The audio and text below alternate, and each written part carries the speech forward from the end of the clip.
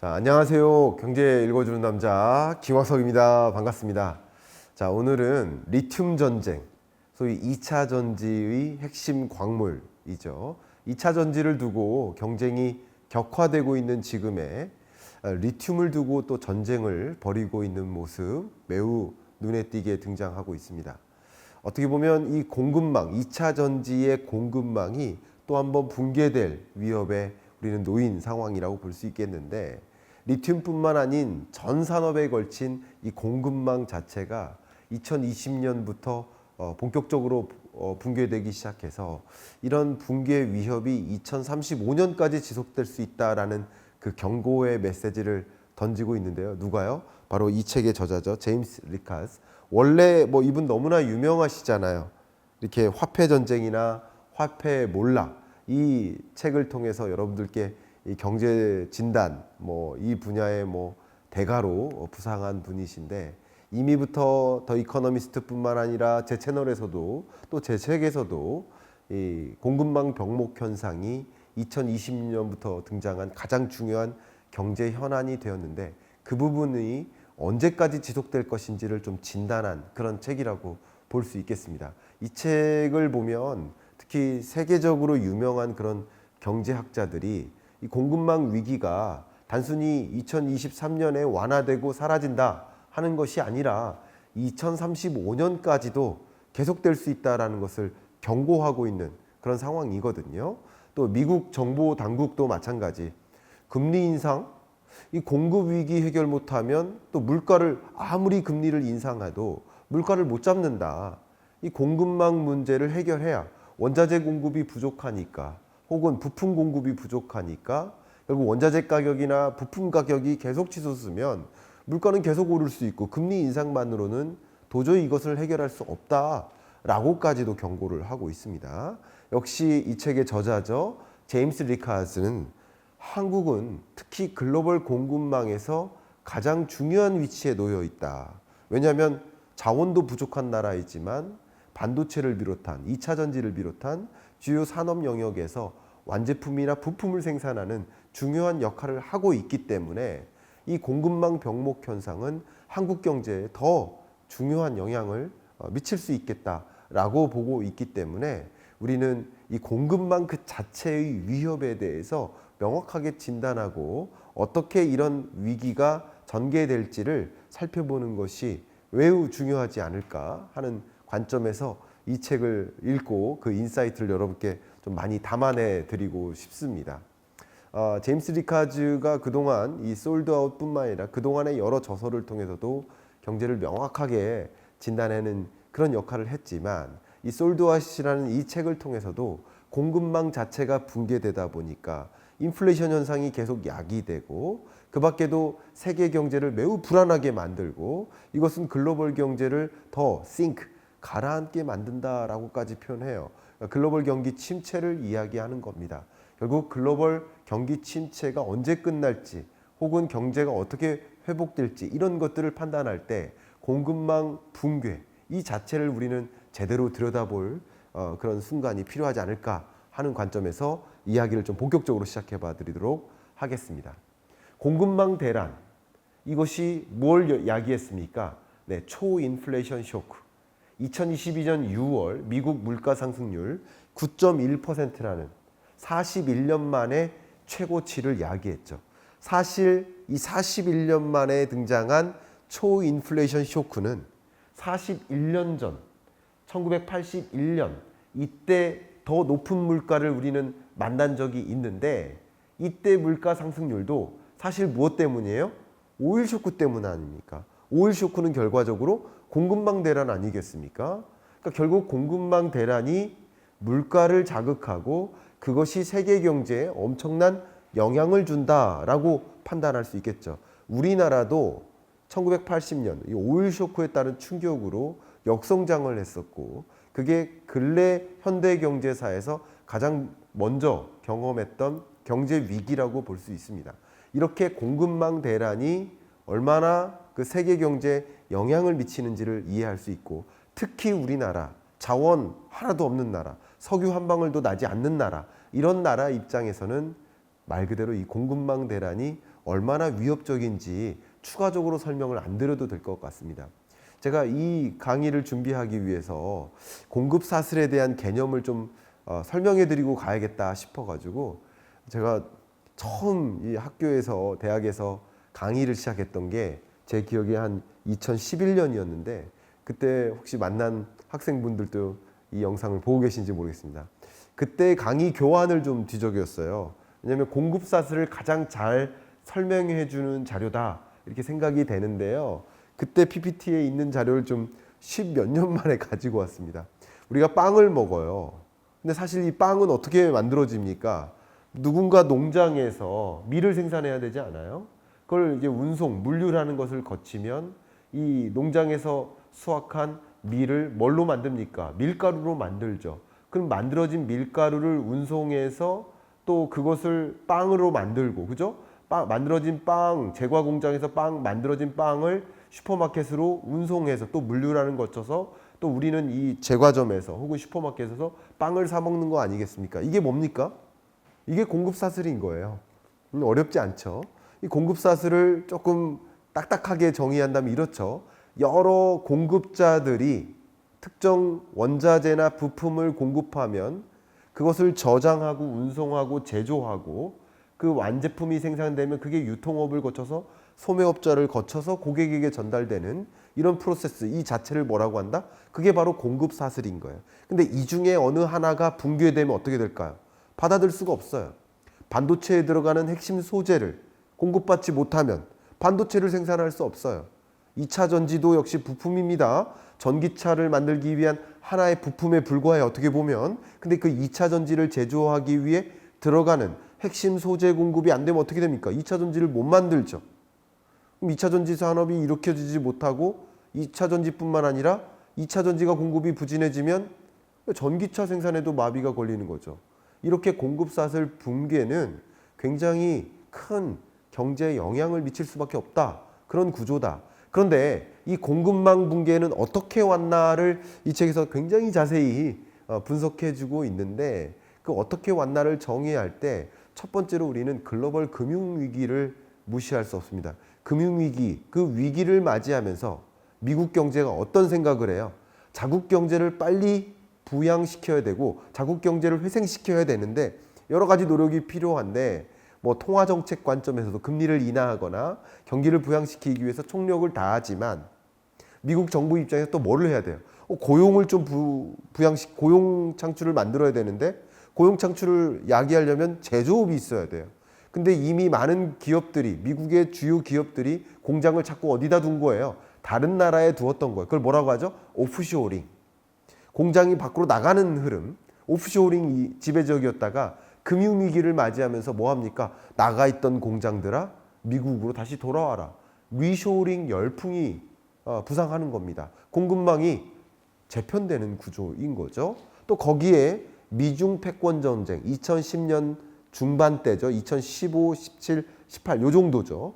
이때 미중 패권 전쟁이 격화되면서 중국에서 생산하는 것이 오히려 유리하지 않구나 하는 다국적 기업들에게 자각하게 만드는 계기가 된 거죠.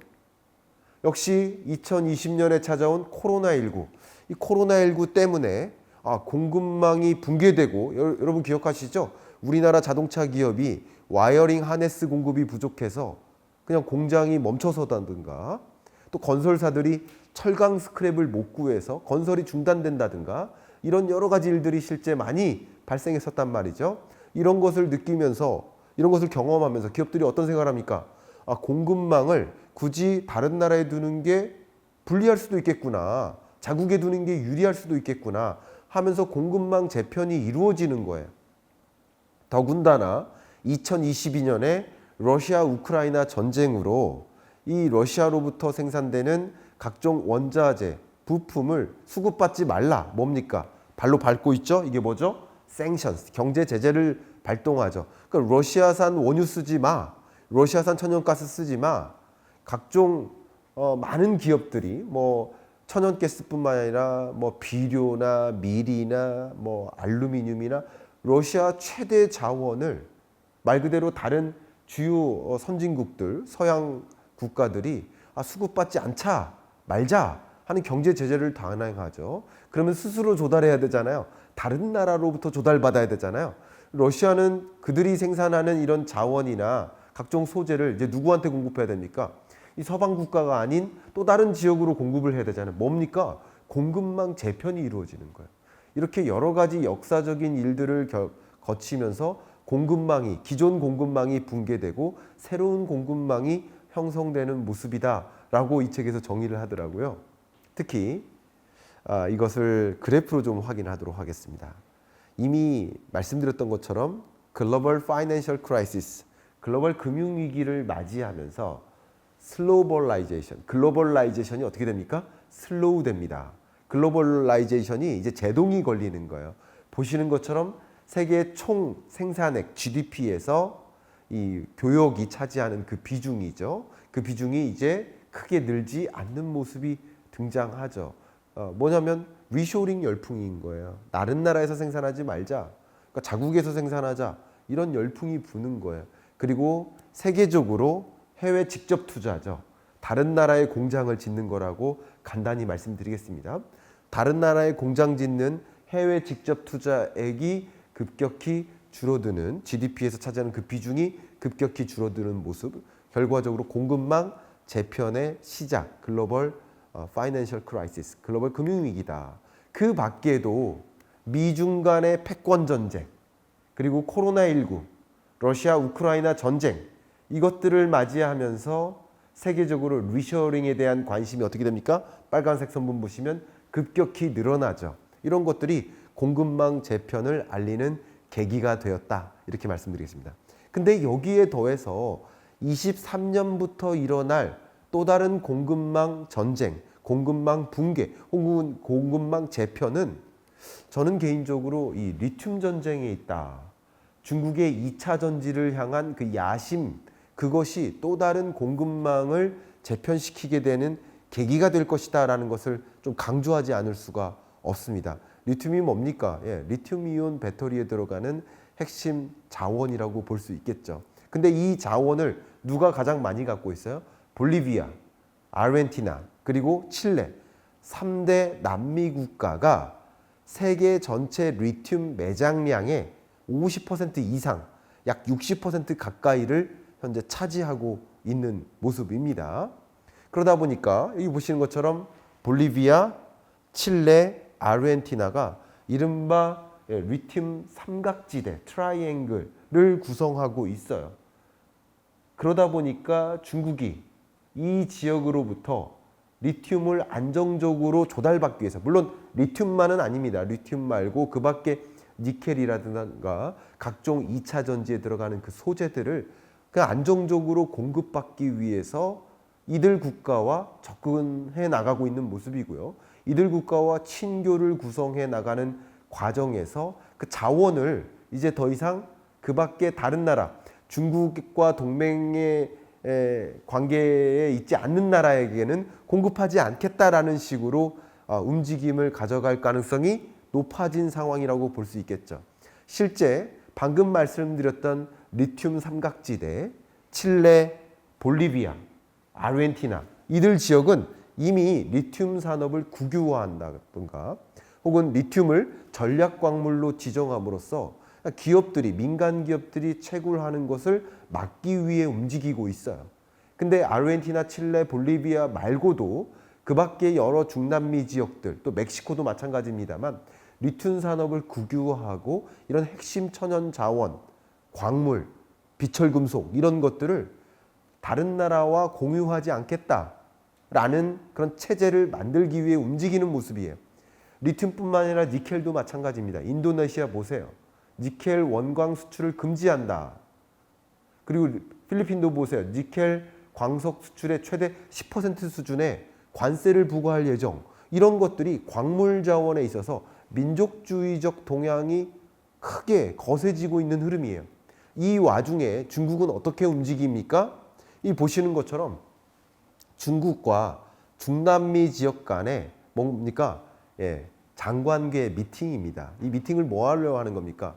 우리는 이 중국은 중남미 지역에 적극적으로 경제 성장에 기여를 해줄게. 해외 직접 투자 많이 해줄게. 다른 뭐 설비 지원이라든가 광물 자원뿐만 아니라 그 밖에 이런 광물 자원 채굴하면 그거 우리가 많이 사줄게. 이런 식으로 관계를 형성해 나가는 거예요. 실제 남미 국가의 무역 의존도의 변화를 보면 중국에 대한 의존도가 2000년 약 2.7%에 불과했는데 2021년 25%로 정말 10배 가까이 늘었습니다. 상대적으로 남미 국가의 중국 이외의 다른 지역에 대한 무역 의존도는 급격히 줄어드는 모습인 거예요. 다른 말로 중국과 남미 간의 무역 의존도 혹은 경제적인 교류 관계를 급격하게 강하게 만들고 있는 모습이다라고 볼 수 있고, 이런 관계를 형성한 다음에 2차 전지를 독립적으로 우리가 남미와 함께 수주받고 공급한 그런 2차 전지 소재를 안정적으로 수급받고 그것을 다른 나라에는 공유하지 않는 체제를 만들기 위한 준비를 하고 있다. 결국 2차 전지 전쟁인데 그게 리튬 전쟁으로 불거지는 모습이다. 이렇게 정리해 볼게요. 그러면 중국은 어떤 식으로 이런 남미 국가들과 관계를 형성해 나갑니까? 방금 말씀드렸던 것처럼 기본적으로 첫 번째, 다양한 상업적인 관계를 형성해 나갑니다. 우리도 여기에 뭐 해줄게, 고속도로 놔줄게, 해외 직접 투자합니다. 그 밖에 이 남미 지역에게 필요로 하는 여러 인프라 건설이라든가 이런 것을 또 중국이 적극적으로 나서준다든가, 또 중국이 하는 여러 사업에 남미 국가들이 참여할 수 있게 해준다든가 하는 방식으로 이 상업적인 관계를 형성시켜요. 그런 다음에 중국이 원하는 그것을 요청하는 그런 방식인 거예요. 그래서 상당히 경제 교류도 많이 늘어나고, 대신 우리가 남미 국가로부터 자원을 안정적으로 수급받을 수 있게 해줘라 하는, 서로 뭔가를 주고받는 관계를 형성해 나간다는 거죠. 이런 식으로 중국이 접근하고 있습니다. 근데 그뿐 아닙니다. 남미뿐만이 아닌 거예요. 그 밖에 아프리카 지역도 마찬가지입니다. 실제 리튬의 향후 그런 생산량 추이를 전망해 놓은 여러 기관들이 있는데요. 보시는 것처럼 아프리카 지역에 수많은 광물, 리튬 자원들의 생산액이 지속적으로 늘어나고 있고, 그리고 앞으로도 늘어날 것이다라는 그 전망이 매우 우세합니다. 그러면 중국은 남미 지역도 중요하지만 아프리카 지역도 포섭을 해야 되는 입장 아닐까요? 실제 그런 모습이 나타나고 있습니다. 일단 중국이 차지하고 있는 그 비중을 보세요. 중국이 니켈 영역에 있어서 리튬, 니켈, 코발트, 흑연 여러 가지 광물 자원에 있어서 중국의 마이닝 그 비중 자체가 압도적으로 높고요. 특히 여기 보시면 흑연 같은 경우 극단적으로 높게 나타나는 것을 확인하실 수 있습니다. 그 밖에 이 마이닝에서 채굴하잖아요. 이런 자원을 리튬, 니켈, 코발트, 흑연과 같은 이런 자원을 채굴한 다음에 그다음 뭐 합니까? 이걸 가지고 소재를 만들어요. 메터리얼을 만들어요. 근데 그 메터리얼 프로세싱에는 중국의 비중이 정말 더 압도적으로 높다라는 것을 확인하실 수 있죠. 그 밖에 이 메터리얼, 소재 영역뿐만 아니라 여기 보시는 것처럼 셀 컴포넌트, 배터리 셀, 그리고 전기 자동차, 각종 영역에 걸쳐서도 중국의 비중, 그러니까 결국은 이 마이닝, 광업 분야뿐만 아니라 소재 개발, 그리고 나아가서 완제품까지 중국이 차지하는 비중이 압도적으로 높고, 그리고 앞으로는 이제 마이닝, 소재 발굴이나 원자재 발굴 이런 것까지 좀 나아가고 있다라는 것을 어느 정도 확인할 수 있는 계기가 될 겁니다. 이런 식으로 중국은 2차 전지에 대한 야심을 리튬 전쟁을 통해서 펼쳐 보이는 모습이지 않나, 이런 생각을 하고 있습니다. 특히 이렇게 공급망의 재편은 향후 어떤 모습으로 전개될까, 이런 것들이 굉장히 궁금하실 텐데요. 그게 바로 프렌드 쇼링.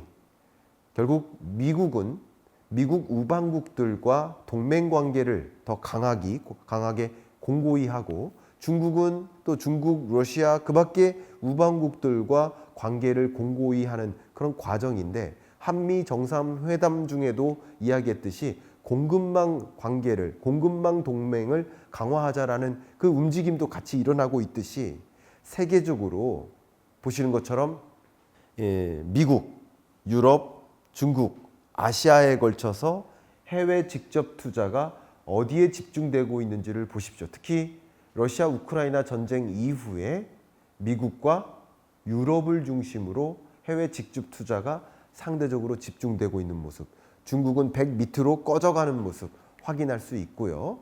또 특히 이 앞에 말씀드렸던 것은 전략산업 영역이고요. 그 밖에 반도체 산업 같은 경우도 미국, 유럽, 그리고 중국을 제끼고 중국을 제외한 아시아 지역이 100 위에 맴돌죠. 지수화한 겁니다. 그러니까 해외 직접 투자가 어디에 집중되는 것이다? 중국을 제외한 나머지 지역에 집중되고 있는 모습은 공급망이 재편되고 있거나 중국의 공장을 안 짓고 자국이나 자국과 동맹 관계에 있는 나라들의 공장을 짓고 있거나 뭡니까? 프렌드 쇼링이 일어나고 있다라는 것이죠. 어떤 식으로 이런 공급망 재편이 일어날까라는 것을 확인케 해주는 IMF의 자료인데요. 여기 보시는 것처럼 중국은 미국과 향후에 어떻게 합니까? 리얼로케이션이라고 하는데 이런 공장을 재편하고 공급망을 재편할 때 빨간색이죠. 세로축이 중국이고 가로축이 미국인 부분만 빨간색이죠. 그러면 중국의 경우에는 이런 미국으로 공장을 해외 직접 투자를 더 늘려나가는 일을 안 하고 있다. 마이너스로 줄이고 있다. 이렇게 볼 수 있겠죠. 근데 다른 나라들에게는 늘려나가고 있는 모습. 역시 미국 같은 경우도 중국에 대해서는 어떻게 합니까? 마이너스 40.6%. 중국에 대해서는 공장 안 짓는 거죠. 해외 직접 투자하지 않는 거죠. 그러나 어디가 초록색이죠? 네, Emerging Europe, 신흥 유럽국, 그 밖에 유러피언 국가, 그리고 미국을 제외한 나머지 남미, 중남미 국가, 이런 아메리카 지역에 더 많은 해외 직접 투자를 집중하는 모습. 그러니까 과거와 달라졌다는 거죠. 과거에는 미국도 중국에 해외 직접 투자하고 중국에 공장 짓다가 이제 프렌드 쇼링, 미국과 동맹 관계에 있는 우호적인 관계에 있는 그런 지역들의 공장을 증설하고 해외 직접 투자를 늘려나가는 모습. 공급망이 완전히 재편되고 있고 공급망, 기존 공급망이 붕괴되고 완전히 달라지는 공급망이 등장하겠구나. 자, 이런 과정에서 어떤 변화에 우리는 직면하게 될 것이고 물가 문제뿐만 아니라 우리가 생산하는 주력 산업들 있죠. 스마트폰, 또 자동차, 그 밖에도 전자제품, 뭐 PC, 여기에 들어가는 또 부품이죠. 이 반도체, 2차 전지. 이게 다 우리나라의 주력 산업들인 거예요.